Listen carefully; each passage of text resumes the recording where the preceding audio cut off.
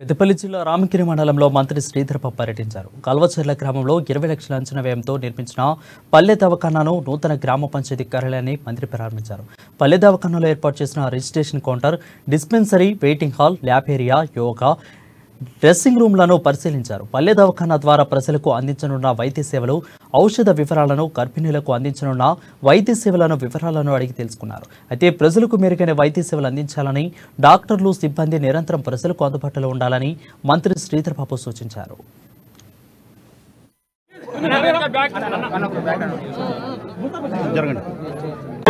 గ్రామ పంచాయతీ భవనం ప్రారంభోత్సవం చేస్తున్న సందర్భంలో మరి అధ్యక్షురాలు సర్పంచ్ గారు గంటా పద్మ వెంకటరమణారెడ్డి గారితో పాటు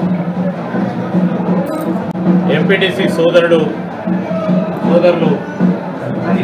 సందీప్ గారు, ఉప సర్పంచ్ గారు, మా గౌరవ వార్డు సభ్యులందరూ, అదేవిధంగా కోఆప్షన్ సభ్యులు, మరి మా సోదరిమణి ఎంపీపీ గారు దేవక్క గారు, కాంగ్రెస్ పార్టీకి సంబంధించిన మిత్రులు, సోదరులు అందరికీ కూడా హృదయపూర్వకంగా నమస్కారాలు తెలియజేస్తూ, ఈరోజు కాంగ్రెస్ పార్టీ ప్రభుత్వం